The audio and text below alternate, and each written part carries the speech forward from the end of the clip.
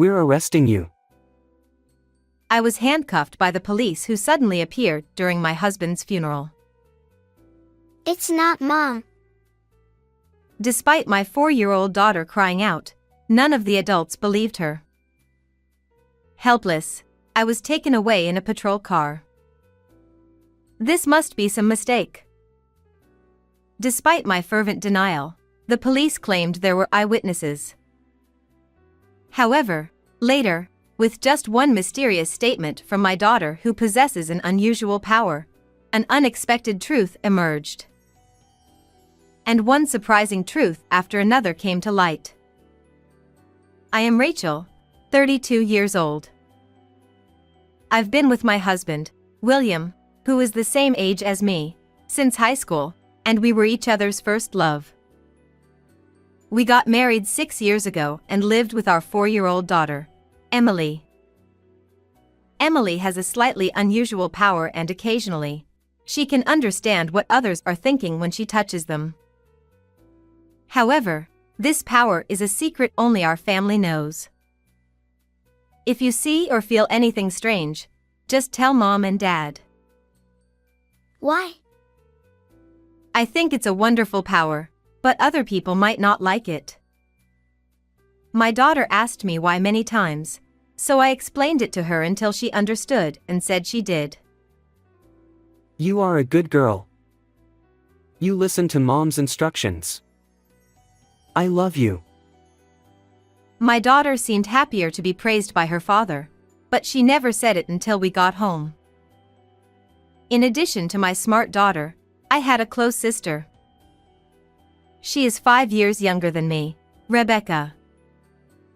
While my sister had short hair, I had long hair, but we looked alike in height and facial features. Our taste in food was also the same, and we had the same dislikes. She works in a confectionery business, so she often visited us with her specialty macarons as gifts. This happy atmosphere, where laughter never ceased, was something I believed would last forever. But one day, my husband's behavior suddenly became strange. As soon as he came home, he took off his suit in a furtive manner, sprayed deodorant, and immediately took a bath. Normally, when he came home, he would leave what he was wearing on the sofa, then follow me around as I did housework and childcare, talking about various things, but I somehow felt like he was avoiding my gaze. Moreover, from the shirt my husband casually threw into the laundry basket, there was a faint scent of sweet perfume. When I opened the dresser, I could still smell the same fragrance faintly on his suit. Maybe William cleaned up his suit himself because he didn't want me to notice? But my husband was originally a sincere person, so I couldn't imagine him betraying me.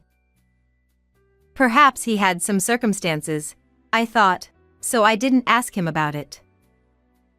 However, from that day on, there were more days when William, who smelled the same, came home, and I became increasingly worried. On days off, my husband, who used to enjoy conversations with me and our daughter, gradually shut himself in his room.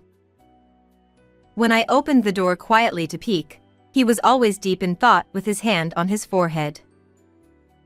My husband, who was of average build, gradually became slim, and the wedding ring on his left ring finger disappeared. Why? He always wore it even when he slept. I was so concerned about this that, after putting my daughter to bed, I knocked on the door of my husband's room. Are you, by any chance, cheating? Ha! Of course not. Don't say something ridiculous like that. William denied it, but I couldn't overlook the fact that his face was clearly tense. You've been holed up in your room a lot lately. If you've found someone else you like, I want you to tell me honestly. I've just been busy with work. A troublesome newbie came in, and I have to take care of them.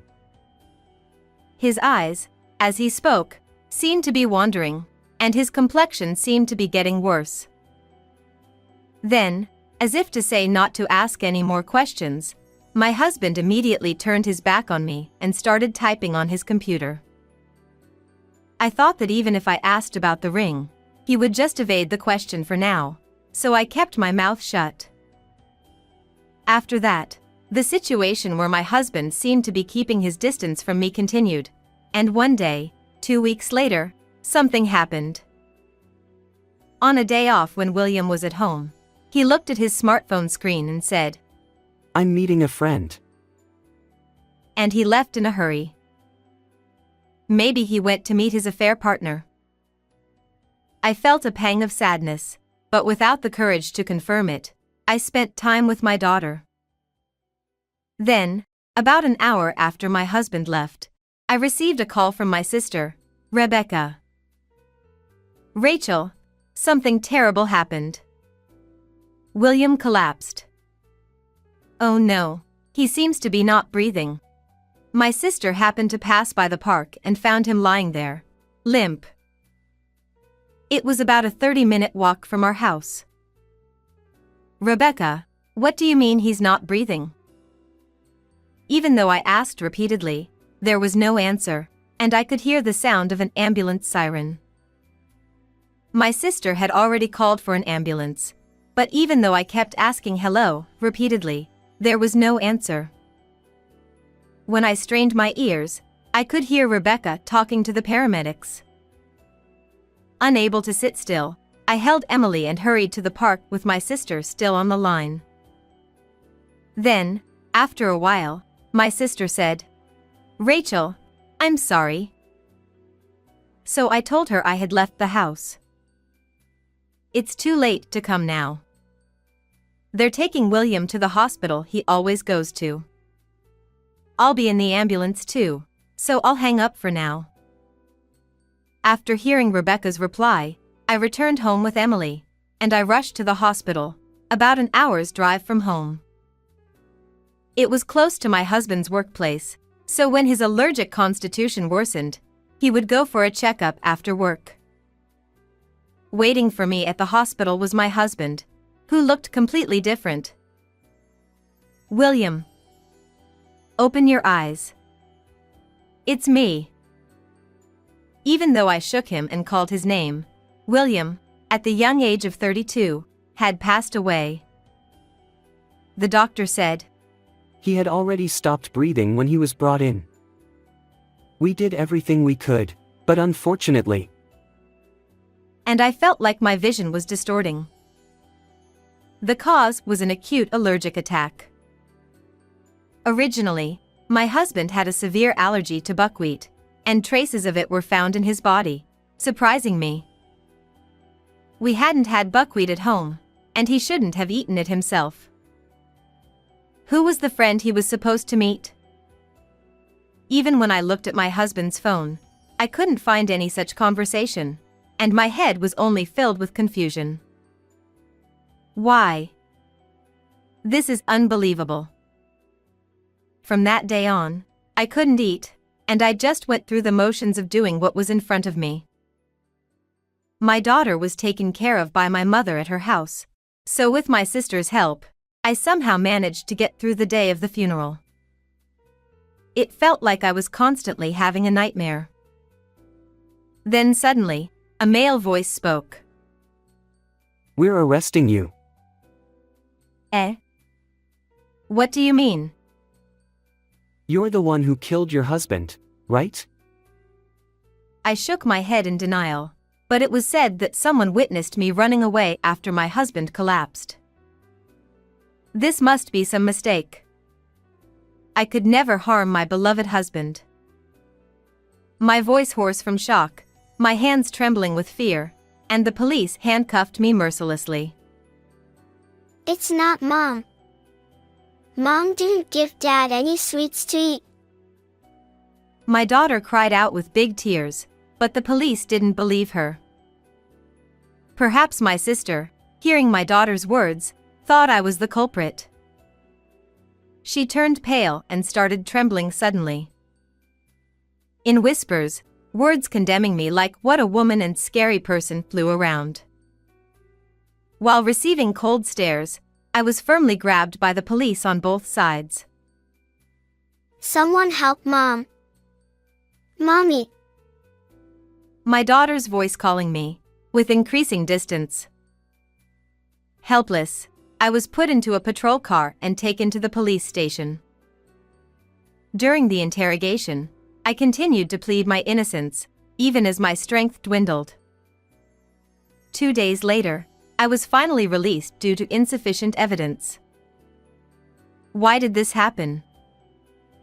Exhausted, when I looked at my phone, there was a message from my mother saying she was taking care of Emily. I immediately headed to my parents' house to pick up my daughter, and not only my parents but also my sister were waiting for me. I'm sorry for causing you trouble, everyone. Thank you for taking care of Emily. Rebecca nodded slightly with a cloudy expression. I believe in you, Rachel. But if there's anything wrong, I want you to talk about it and feel relieved. My sister, who found William and called me, peered at my face with a worried expression. Her eyes somehow seemed to be suspicious of me. And according to my mother, even relatives were convinced that I was the culprit. No. Mommy didn't do it. I'm sure of it. While my daughter believed in me, my parents asked, "Are you really not the one? Doesn't anyone besides Emily believe me?" Even though it was my own family, it felt like they were all looking at me with suspicion. Although my parents tried to stop me, I couldn't bear it and returned home with my daughter. Upon arrival and entering, the sorrow of losing my husband welled up all at once, and I couldn't help but cry out and scream. All the while, Emily had been holding me as if to comfort me. After crying for a while, I suddenly let out a big sigh and, as I tried to start tidying up, my daughter tightly grasped my hand. Mom, can I tell you a secret? What, honey? And then, she told me who was with William on the day he passed away. I believed in my daughter's mysterious power, but I never thought that person could be the culprit. To clear that person's name, we need to find the real culprit. I wiped away my tears and resolved to confront the person who sent my husband to the afterlife with my own hands. Searching for any clues, I found a note in his work bag. It said, "William, I love you. Please accept my feelings." Still, while suspecting that my husband might have been cheating, I opened his phone to check if there was any correspondence with that person. However, there was not a single trace of such exchanges. Feeling stuck, I eventually contacted my sister. "Rebecca, can I come to the apartment to sort through William's belongings?" "Okay." Wanting to enlist my sister's help, I arranged to meet her in this way. 2 days later, I left my daughter with my mother and visited Rebecca's apartment, where she had a day off from work. When I rang the doorbell, she immediately welcomed me into her room. "Big sis, are you okay after everything? You can tell me anything. Take it easy today." After thanking my sister, I handed her the watch that William cherished the most. "Isn't this William's favorite watch?" "Rebecca, did you know about it?" "Of course. William mentioned it to me. I'll take good care of it."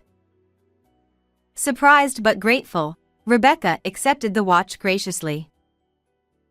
As a gesture of thanks for taking care of my daughter, I brought her favorite wine and suggested we talk while drinking. Well, it turns out that William might have been cheating. "Oh, really?" I expected more surprise from her, so her reaction seemed unexpected to me. "Rachel, why do you think that?" He would come back home wearing perfume, and sometimes he'd lock himself in his room. "I see. Was there anything else?" I continued to confide in my sister about my lingering distrust of my husband. While nodding along with a glass of wine in hand, my sister also mentioned that it seemed like William had met with a woman on the day he passed away. She went on to explain the circumstances of finding my husband and offered to assist in catching the real culprit. Gradually, my sister seemed to be getting tipsy and ended up dozing off on the sofa. "Rebecca, you'll catch a cold if you sleep here." Despite shaking her gently, my sister didn't wake up, already in deep sleep. I just called out to her and went to pick up my daughter from my parents' house. Upon arrival, I asked Emily again in front of my parents about the characteristics of the culprit and the situation at the time, as she had told me before. I was increasingly convinced of my daughter's mysterious power. "Do you remember what snacks Daddy had that day?" He liked the round ones. He said they were homemade. Not just me, but my parents also held their breath, unable to speak immediately. However, we managed to identify the culprit. While surprised, my parents said, "We can't just leave it like this. We should report it to the police right away. I'd rather have them apologize from here first rather than handing them over to the police immediately. Rebecca is helping with catching the real culprit, so it'll be fine." I informed my parents of my plan and made preparations steadily. 2 days later, I watched near the apartment where the person who erased William from this world lived, and as expected, she came out to dispose of non-combustible garbage. Holding my breath to avoid being found, I listened, and sure enough, she received an email on her phone. As she looked at the screen, her expression changed abruptly, and she started looking around. The notifications kept coming. Then, with a loud scream, she dropped her phone. "If you drop it like that, it'll break." I approached her gently, picking up the phone and speaking. "Huh? Rachel? Oh, it seems like a message from William from the afterlife came in. Surprising that even ghosts can send emails, isn't it?" Displayed on the screen were messages like, "How dare you kill me, or you will be caught for sure." As my sister's hands trembled, I swiftly took the non-combustible garbage bag from her and emptied it. Inside was a wig with long chestnut-colored hair, just like mine. I knew it. "I know it was you who killed William." My sister hastily snatched the wig from me and opened the apartment door, so I followed her and entered the room. The scent of my husband's shirts and suits still lingered faintly in Rebecca's room. In fact, I had noticed this smell when I came here 3 days ago. I had also confirmed the scent of the perfume bottle on the dresser while my sister was asleep. When I showed my sister the screen of my husband's phone, she suddenly became angry. "You sent that email just now, didn't you? Stop scaring me." "Indeed, it was all part of my plan." "I don't want to hear it from you. You kept hugging my husband and sending him messages to break up with me." "Huh? Where's the evidence for that?" Facing my sister's bold attitude, I showed her the photos I took when I came to this apartment 3 days ago. It was the screen of my sister's phone, showing the persistent messages she sent to William. My sister had developed feelings for my husband and was trying to make him hers. Frustrated with her behavior, William had repeatedly tried to persuade her to stop. However, my sister's actions only escalated. Gradually, "If you don't break up with Rachel, I'll send Emily and her to the afterlife," she began threatening. I deleted all the emails from William's phone. I messed up. Since all the history was erased from my husband's phone, I couldn't find anything. However, Because my sister's phone screen remained intact, I was able to understand everything that had happened. Wait a minute, how did you realize that I was sending messages to William? Oh, I see. It's a leading question. You're using such cheap tactics. As she cursed me, I took out a piece of memo paper from my bag and unfolded it. This is your handwriting. It was in William's work bag. Since it was crumpled, my husband must have forgotten about it. As I took out the memo I brought, my sister's eyes flickered for a moment. You suspected me just because of that? No. I know someone close to me who has a mysterious ability.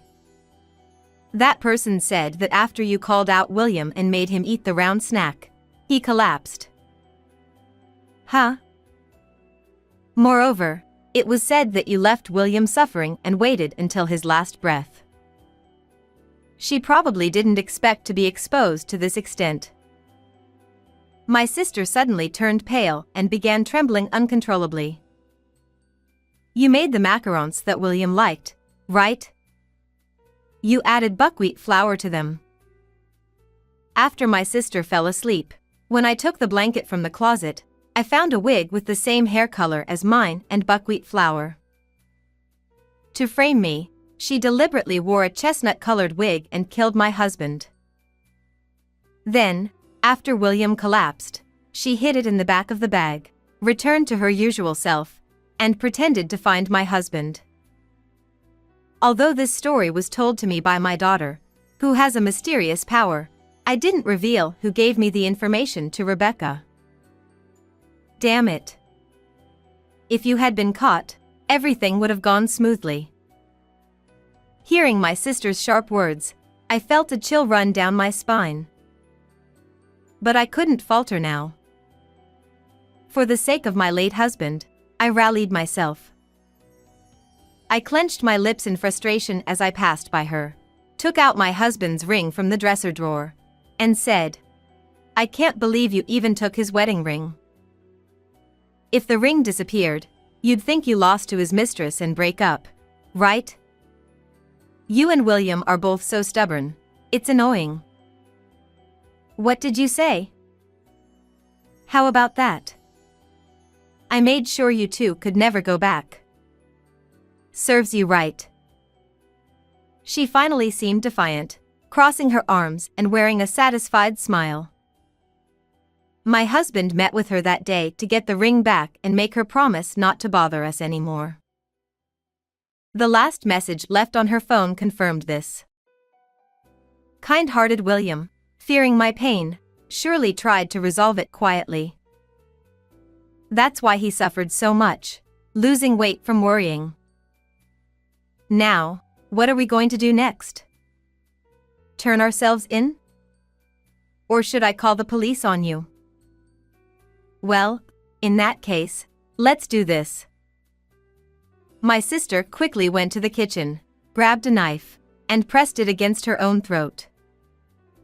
If you're going to expose my sins, I'll disappear from this world. William, I'm coming now, so wait for me. Looking up at the sky, Rebecca made gestures like a tragic heroine. But her hands trembled, and there was no movement. I seized the opportunity to snatch the knife from my sister and restrained her. Let go. I won't let you do as you please. The weight of taking someone's life will never disappear. Rebecca struggled, but just as I was determined not to let her escape, our father walked in.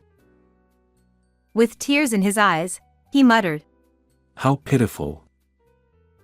And grabbed hold of my sister to prevent her from running away.